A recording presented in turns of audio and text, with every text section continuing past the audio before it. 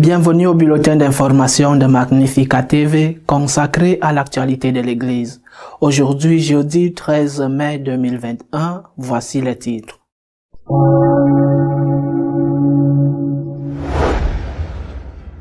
Dans une centaine de paroisses allemandes, des bénédictions de couples homosexuels ont eu lieu en public, alors que le Vatican l'avait interdit.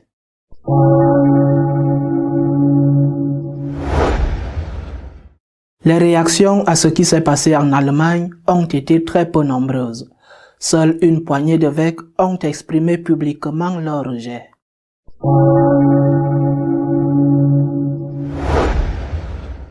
Le cardinal Marx de Munich et deux autres évêques allemands pourraient être impliqués dans une affaire de protection d'un prêtre pédophile.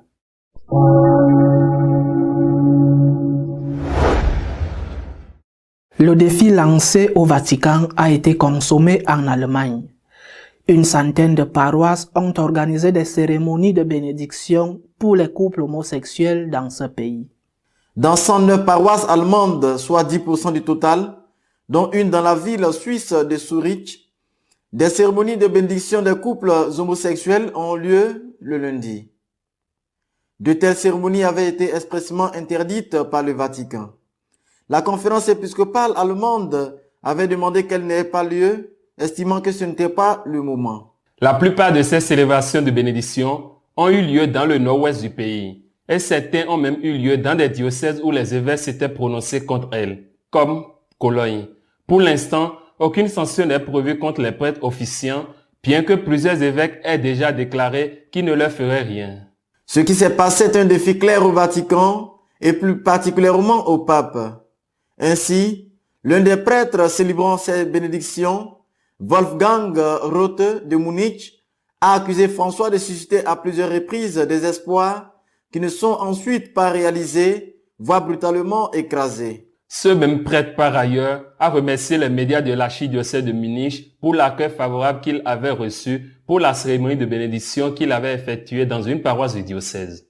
Une fois la défiance consommée, en toute impunité, les promoteurs de l'initiative ont annoncé que la prochaine étape sera de demander la béatification des couples homosexuels déjà décédés afin d'officialiser l'acceptation de l'homosexualité dans l'Église.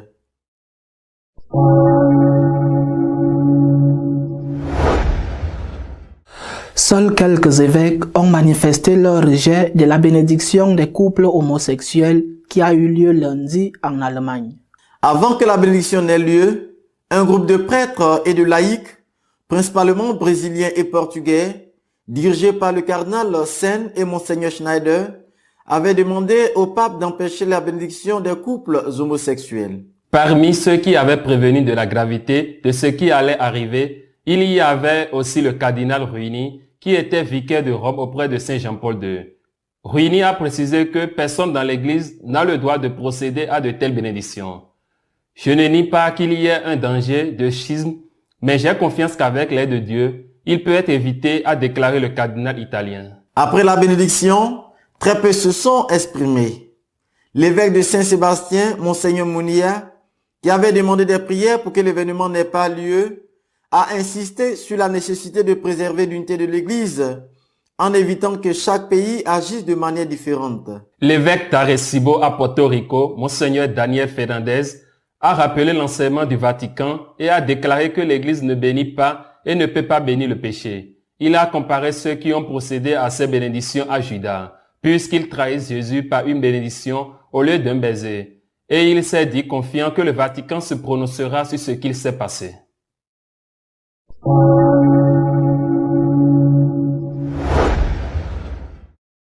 Le cardinal Marx, le président de l'épiscopat allemand, et un autre évêque allemand pourraient être impliqués dans un crime de protection d'un prêtre pédophile.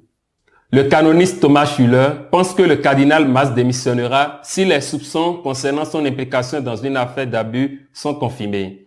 Les évêques Weitzing et Ackermann sont également impliqués dans la même affaire, qui s'est déroulée en 2006. Selon Schüller, Marx n'a pas rempli son obligation de clarifier, rapporter, informer et prévenir. L'affaire remonte à l'époque où Marx était évêque de Trèves à partir de 2000 et fait référence aux abus commis par un prêtre qui, après avoir été dénoncé, a continué à être en contact avec des enfants et des jeunes et est même parti en vacances avec eux avec la permission de ses supérieurs. La plainte concerne également les deux successeurs de Mars à Trèves, Monseigneur Betzing, l'actuel évêque de Limbourg et président de l'épiscopat allemand, et l'actuel évêque de Trèves, Monseigneur Ackermann. Si les faits sont confirmés, les trois prélats seraient obligés de présenter leur démission au pape.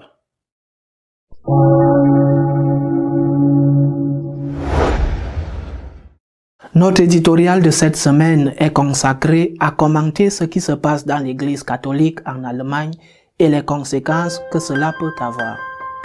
Cette semaine, toujours dans ce contexte d'un possible schisme au sein de l'Église catholique à la suite de certains événements annoncés qui vont avoir lieu ou pourraient avoir lieu en Allemagne, cette semaine, plusieurs choses se sont produites. Tout d'abord, il y a eu un manifeste, une pétition signée par des personnes de différentes sortes. Un cardinal et un archevêque, le cardinal Zen, émérite de Hong Kong, et Monseigneur Schneider, plusieurs prêtres et de nombreux laïcs. Une pétition adressée au Saint-Père pour empêcher la bénédiction des couples homosexuels annoncée dans plusieurs paroisses allemandes qui aura lieu s'il n'y a pas de changement le 10. C'est un événement, c'est-à-dire qu'il y a quelqu'un qui a déjà commencé et qui organise cet appel public, cette pétition publique au Saint-Père pour qu'il intervienne et que cette bénédiction n'ait pas lieu. Cette pétition vient du Brésil et du Portugal. Eh bien, elle gagne des soutiens dans le monde entier. Parallèlement à cela, il y a eu deux choses que je considère comme pertinentes. En premier lieu, les déclarations d'un canoniste du diocèse de Cologne, également en Allemagne, disant que le prêtre qui fait ses bénédictions, parce qu'il désobéit explicitement à la doctrine de la foi, à la congrégation pour la doctrine de la foi, mais aussi au Saint-Père, à cause de cela, encourt l'excommunion late sententiae, c'est-à-dire l'excommunion automatique. Bien que cette mesure n'ait qu'un effet public, il ne pourra donc plus jamais, jusqu'à la levée de l'excommunion, célébrer les sacrements si elle est ratifiée par l'évêque correspondant. Si c'est l'évêque qui soutient ces bénédictions, alors l'évêque encourt également l'excommunion late sententiae. Cela dit, le canoniste reste dans le fort intérieur de la personne, mais les choses sont comme elles sont, c'est-à-dire que ces personnes, évêques ou prêtres, sont excommuniés.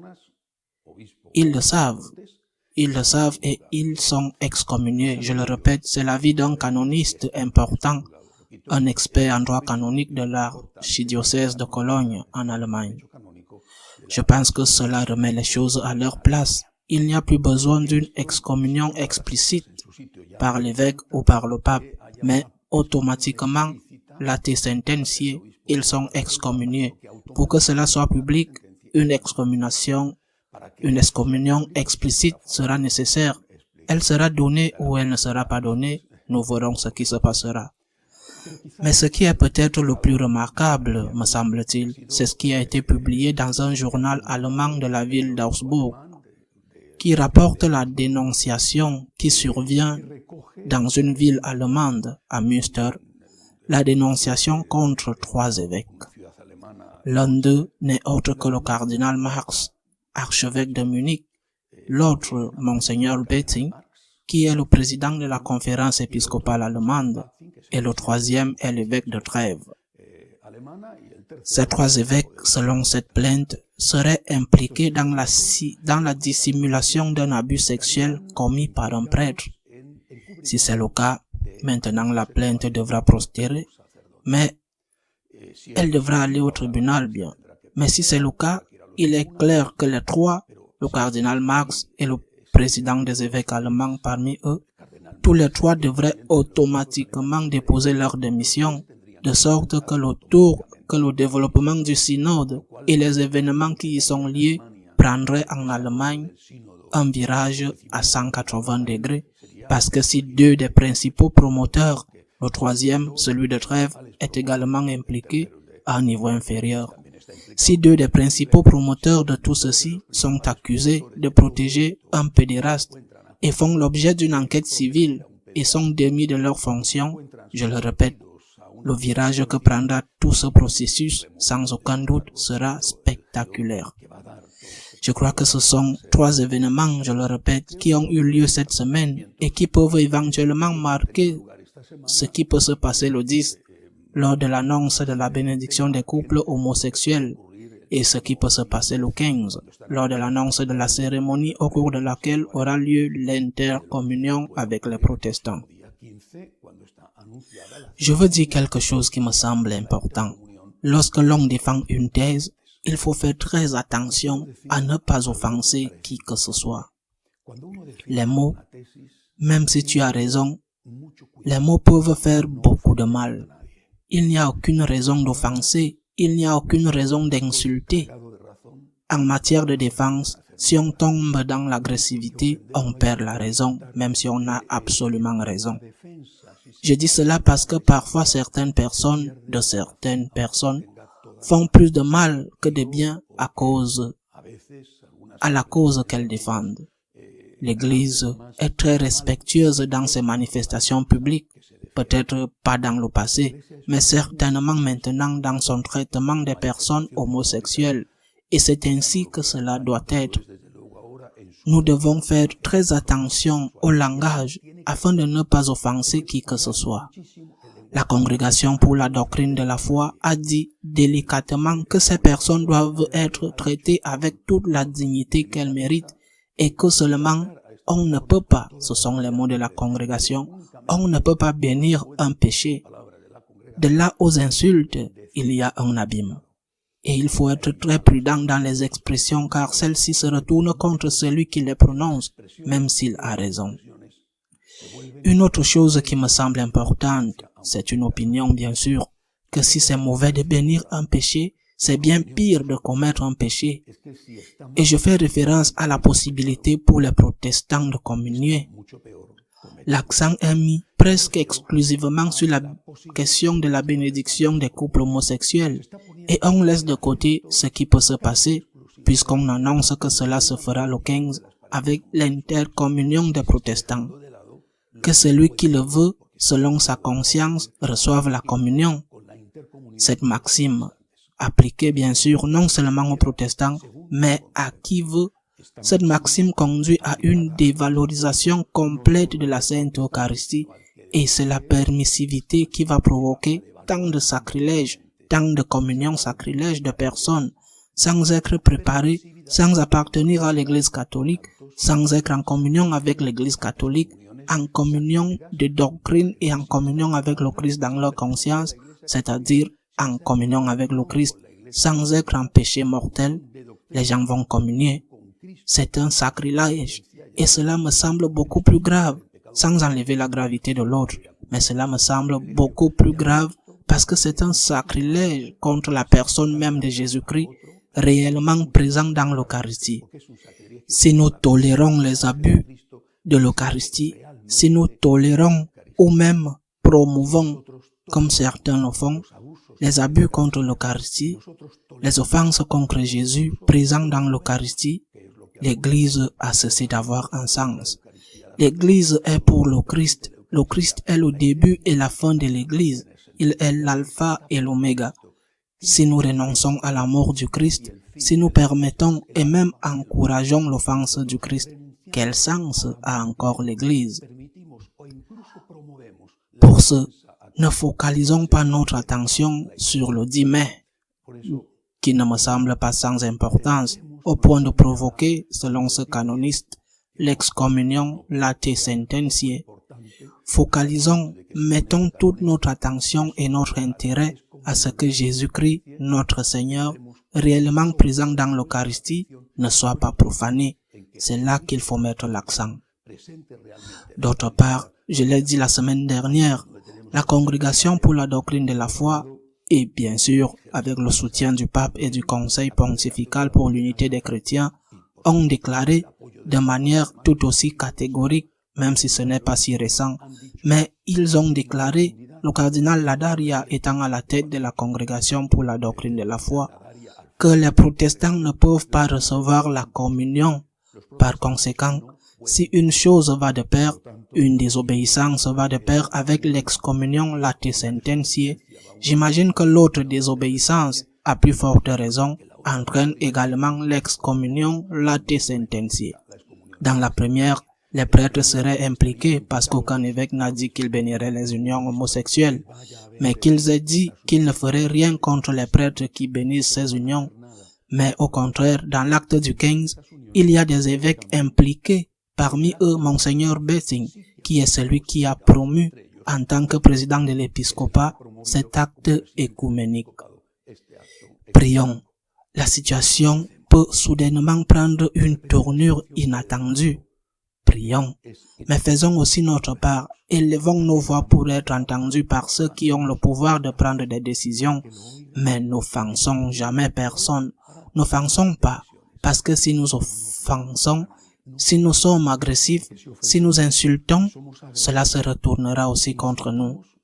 L'Église ne veut pas offenser qui que ce soit. Elle veut dire la vérité de Jésus-Christ qui est la plénitude de la vérité, sans offenser personne, sans maltraiter personne.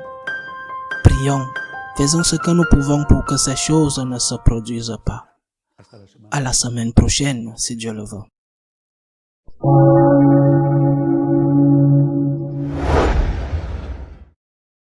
Si vous souhaitez être au courant de ce qui se passe dans l'Église, vous pouvez le faire à travers notre page d'information magnificat.tv.